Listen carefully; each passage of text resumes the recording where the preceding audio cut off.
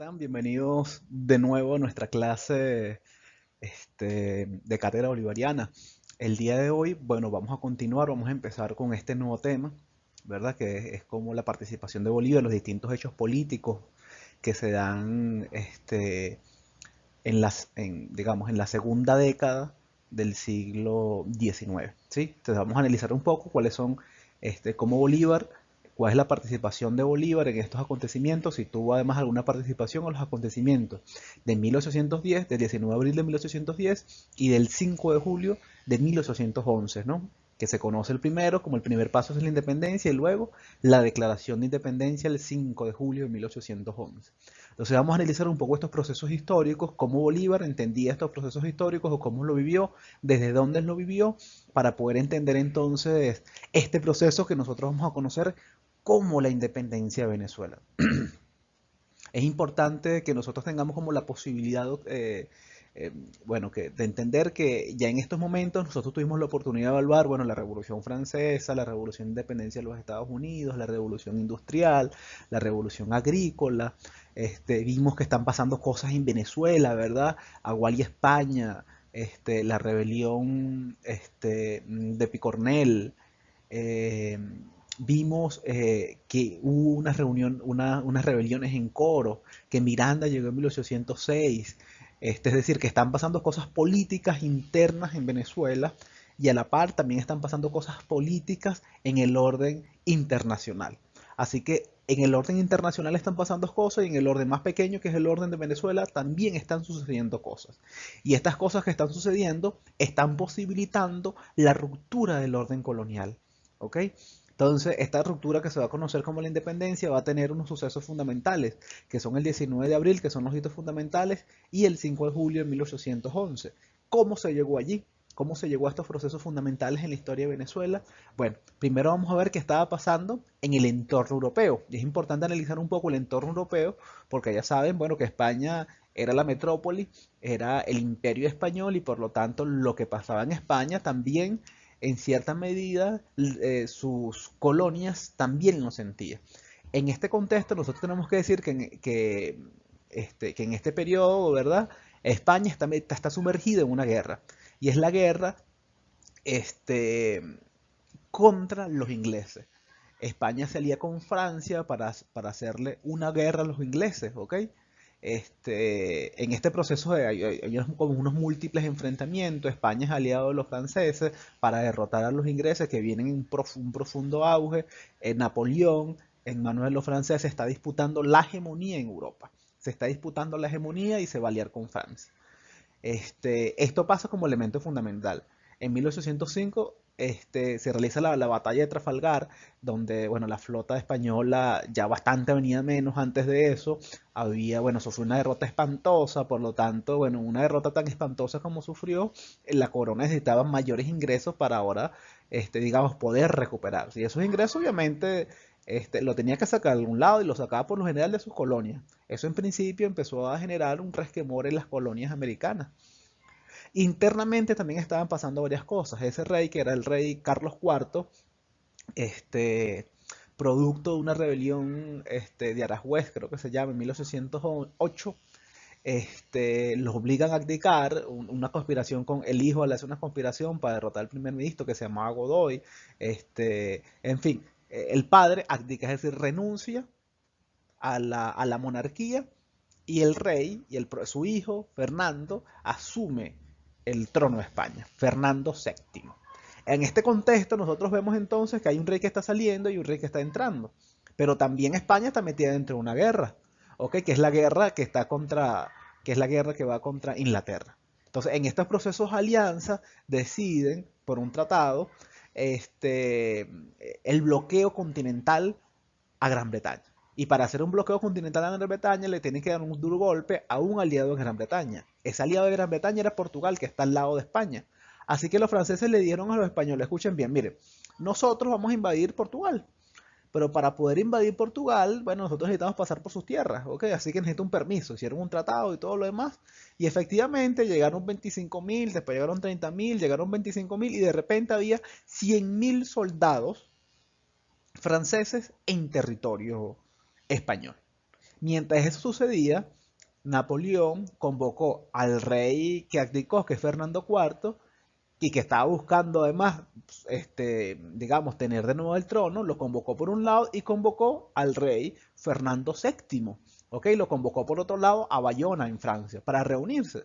Ambos estaban buscando el apoyo de Napoleón, que era el aliado mucho más fuerte, porque el apoyo de Napoleón que le iba a permitir tener un gobierno estable dentro de la península española. Pues bien, Napoleón los engañó, básicamente los engañó, hizo que se retiraran de España, que se fuesen a Francia, mientras él estaba pasando las tropas con la excusa de que iba a pasar a Portugal. Pero de hecho, muchos se fueron a Portugal, pero muchos se quedaron en España. ¿Ok? Así que virtualmente había una invasión francesa al suelo español. Y mientras eso estaba pasando en España, que ellos estaban peleando en Europa, y Napoleón les dijo, nada, Fernando, tú vas a abdicar, es decir, vas a renunciar porque el nuevo rey va a ser mi hermano, José Bonaparte. ¿Ok? José Bonaparte, que después se le conoce como Pepe Botella, porque decía que era borracho y todo lo demás, este, es nombrado rey de España por Napoleón Bonaparte. Es decir, nosotros estamos viendo, ¿verdad?, que esto que yo coloqué aquí como la abdicación de Bayona es un elemento importante. Es decir, España se quedó sin rey, los Borbones, la Casa Borbón, salió del poder y entró al poder José Bonaparte. Esto generó una serie de acontecimientos. En Madrid hubo una revuelta y se nombró como la Junta se formó en Sevilla la Junta Central de Gobierno, si no mal recuerdo, defensora de Fernando VII. Decía, Fernando VII es el rey de España y no José Bonaparte. Entonces, bueno, España tenía ahí su conflicto político que empezó a afectar a las colonias. ¿Y por qué empezó a afectar a las colonias? Empezó a afectar a las colonias porque las colonias no reconocían, ¿ok? No reconocían a José Bonaparte como el monarca, como su monarca. Y empezaron a generarse, digamos, una serie de movimientos en Hispanoamérica en contra de eso. En Venezuela, ¿qué pasó? Bueno, en 1808, perdón, llegó Paul Lamanón, que era un enviado del monarca español, un poco diciendo, bueno, hay nuevo rey, muchachos, hay nuevo rey y por lo tanto ustedes tienen que obedecerlo. Los caraqueños se negaron, una serie de protestas, este señor se estuvo que ya a La Guaira, etcétera. Y ahí va a comenzar, ¿verdad? Digamos, como las primeras insurrecciones, es decir, los primeros movimientos. ¿Y por qué va a comenzar los primeros movimientos? Le digo, Vicente Empara es el siguiente título. ¿Quién es Vicente Empara? Vicente Empara en ese momento, en mayo de 1808, fue nombrado como capitán general de la Capitanía General de Venezuela. ¿Ok? Era el gobernador de la Capitanía General de Venezuela. Él fue acusado de afrancesado, es decir, que apoyaba a José Bonaparte como monarca de España. Pero bueno, después él se fue secretamente a España, la Junta de Sevilla lo reconoció y volvió a Caracas. Pero en Caracas el Cabildo no lo reconocía. El Cabildo de Caracas decía, yo reconozco a Fernando y a la Junta de Sevilla como la legítima representante de los derechos de Fernando VII, pero no reconozco a los representantes que esa Junta ha enviado al territorio venezolano. Es decir, de una, los mantuanos, que eran además los que controlaban el cabildo en Caracas, les dijeron, queremos más autonomía y no confiamos en Empara. Y de hecho, bueno, hubo una serie como de revuelta, una cosa que se llama la Conjura de los Mantuanos. Luego en 1810, un grupo de hombres, entre ellos Bolívar, José Félix Riva, los hermanos Rodríguez del Toro, empezaron a generar una serie de revueltas. Aquí nosotros tenemos en 1810 empezaron a generar una serie de revueltas. Esta serie de revueltas, digamos, un plan para dar un golpe de Estado y hacerse con el poder, pero al final esto no funcionó, al final lo delataron, y bueno, como esta gente, que eran los mantuanos, tenían mucho poder, no los metieron presos, sino lo que hicieron fue, te vas a quedar encerrado en tu hacienda, ¿ok? No en tu casa, sino en tu hacienda, es decir, te voy a aislar del poder de Caracas, para poder así controlarlo.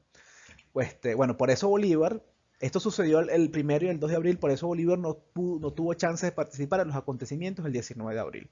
Ustedes saben que el 19 de abril de 1810 en Venezuela, bueno, hay como muchas versiones de la historia, no muchos acontecimientos. Lo primero que se sabe es que era un jueves santo y se presionó al vicepresidente del cabildo para que convocara un cabildo extraordinario y que participara además en para. Bueno, en para fue al cabildo, pero de repente nos separó porque él iba para su iglesia, porque había unos actos litúrgicos en los festejos, digamos, en el marco de la Semana Santa, del Jueves Santo, se paró. Después un hombre se dice, bueno, que le agarró el brazo, lo detuvo, lo obligó nuevamente a irse para el cabildo, al cabildo abierto, es decir, la discusión, a esa asamblea, y en la asamblea lo obligaron a renunciar. La otra versión, que es la que más o menos conocemos, es que Emparan como que se paró en el balcón frente al cabildo y le preguntó a la gente, ¿ustedes quieren mando? Y la gente le preguntó, le dijo, no quiero mando. Y Empara renunció. Eso es una versión. La otra versión es que efectivamente estaban en el cabildo y lo obligaron a renunciar. De hecho, Empara renunció y se fue unos 10 días después de la Capitanía General de Venezuela. Y con Empara afuera, se forma en Venezuela lo que se va a conocer como la Junta Defensora de los Derechos de Fernando VII. Escuchemos bien, es una Junta Defensora de los Derechos de Fernando VII. No estamos proclamando todavía la libertad. Pero dentro de la composición de esta gente que forma la Junta Defensora de los Derechos de Fernando VII, hay un bando que sí defiende los derechos de Fernando VII y hay otro bando que, digamos, usa esto como excusa, ¿verdad?, para encubrir las intenciones de obtener por fin la independencia de España.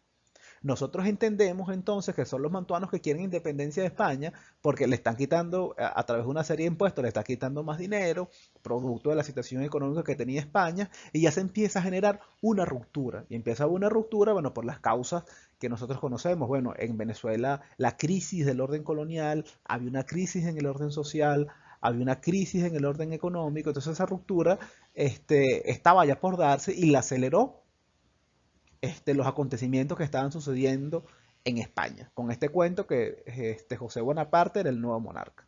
Entonces, muchachos, el 19 de abril de 1810, ¿qué sucede? Se forma la Junta Defensora de los Derechos de Fernando VII, ¿ok? Lo que también se va a conocer luego en la historia como el primer paso de la independencia. ¿Por qué? Porque luego, un año después, se forma como el Congreso Constituyente, ¿verdad? Este, el Congreso Constituyente que está aquí, vamos a ver, vamos a pasar la siguiente página. Aquí está el Congreso Constituyente de 1811, se forma que tiene la idea como de hacer una nueva constitución, etcétera, ya se empieza a ver como un nuevo visión más general de si Venezuela iba a declarar o no la independencia. Es importante ver que lo que sucedió, la Junta Defensora de los Derechos de Fernando VII en Venezuela, del 19 de abril de 1810, es una de las más importantes de la región. Y aunque bien es la tercera rebelión en la región, es la más importante. ¿Por qué es la más importante? Porque es la única que perdura. Es decir, es la única que perdura y luego declara la independencia. Otra que se da en Quito y otra que se da en Bolivia, bueno, digamos, es arrasada, bueno, por el Imperio Español, por los soldados, etcétera. Eso no funciona. La que termina de funcionar definitivamente es la Junta Defensora de los Derechos de Fernando VII, que se funda en Caracas el 19 de abril y que va a significar el primer paso hacia la independencia. Bolívar llega en mayo después, ¿verdad? Después de la hacienda, llega, se presenta ante esta junta, la junta lo nombra coronel de los ejércitos, lo nombra coronel de los ejércitos, luego Bolívar entra en una cosa que se llama la Junta Patriótica, que es una serie como de mantuanos bien avanzados intelectualmente, que estaban, digamos, muy cercanos a las ideas de la ilustración y se llamaban que eran jacobinos porque eran una especie querían transformar toda la sociedad, querían hacer una revolución y querían transformar toda la sociedad. Esa Junta Patriota estaba Bolívar que pedía la independencia. Bolívar luego es nombrado como un embajador Balonde con Andrés Bello.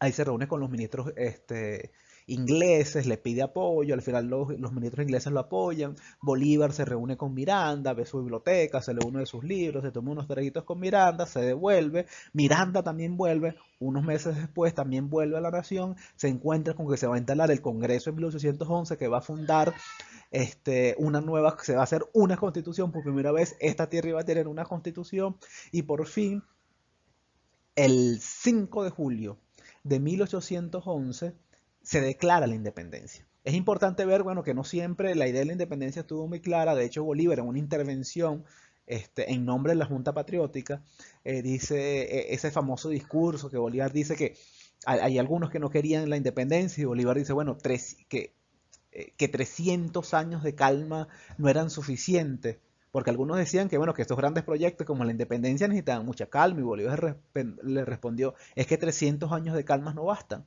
Y luego dijo, si vacilar es perdernos, es decir, si nosotros vacilamos en esto, si tenemos dudas de la independencia, nos vamos a perder, es decir, vamos a fracasar. En torno a esto, Bolívar pronuncia este famoso discurso que lo convierte en uno de los principales líderes del movimiento de la Junta Patriótica y del movimiento que pedía la independencia. Y bueno, de hecho, al final este Congreso votó, solo hubo alguien que estuvo en contra, que era un cura de Táchira, si no mal recuerdo. Es el único que estuvo en contra, pero bueno, casi por unanimidad entonces se declara la independencia de Venezuela. Es importante ver que no, ¿verdad? Que el acta de firma de la independencia no sucede el 5 de julio. ¿Ok? El 5 de julio de 1811, ¿qué sucede? Se declara la independencia. Es decir, somos libres, ¿verdad? La independencia luego se va a realizar, o la firma de esta acta, se va a realizar unos días después. El 7 de julio, específicamente se empieza a firmar.